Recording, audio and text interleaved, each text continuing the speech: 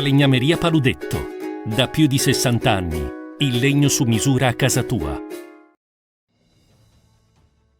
TG Plus News edizione di Venezia, buon pomeriggio. Apriamo il nostro notiziario con la cronaca.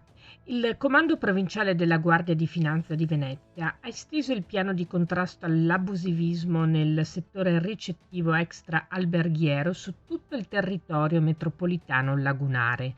L'intensificazione dei controlli riguarderà l'intero periodo estivo con l'obiettivo di individuare il maggior numero di strutture ricettive extra alberghiere abusive o non in regola e vedrà impegnati i militari dei vari reparti del corpo territorialmente competenti e le diverse polizie locali.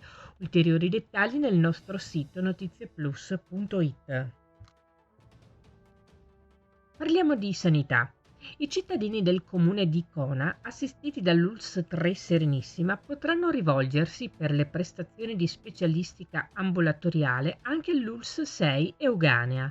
Lo sancisce una convenzione tra le due aziende sanitarie efficace da oggi, martedì 20 giugno. Grazie al protocollo, ai residenti del comune di Icona viene offerta una nuova opportunità, quella cioè di rivolgersi alle strutture dell'azienda territoriale padovana e di ricevere presso i suoi servizi le prestazioni necessarie, mantenendo inalterati i codici di priorità.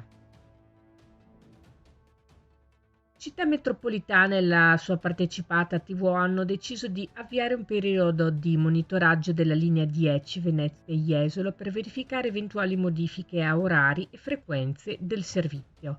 La decisione è giunta al termine di un incontro tra il consigliere metropolitano delegato ai trasporti Paolino Danna, il dirigente dell'area trasporti della città metropolitana Loris Sartori e Bruno Cerchier, direttore generale di ATVO.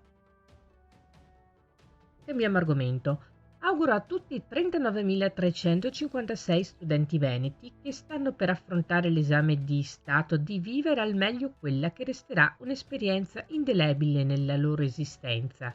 Anche se nel tempo ha cambiato nome, resta pur sempre l'esame di maturità, la prima vera tappa di passaggio dall'età adolescenziale, quando la scuola è l'occupazione principale, a quella adulta, dove qualunque sia la scelta dopo la scuola secondaria, i giovani entrano in una fase in cui diventano davvero padroni della propria esistenza. Per tutto questo penso sia giusto mandare a tutti un augurio speciale con un grande in bocca al lupo. E questo è il pensiero del presidente della Regione del Veneto, Luca Zaia. E si chiude qui il nostro notiziario. Grazie per averci seguiti. Arrivederci.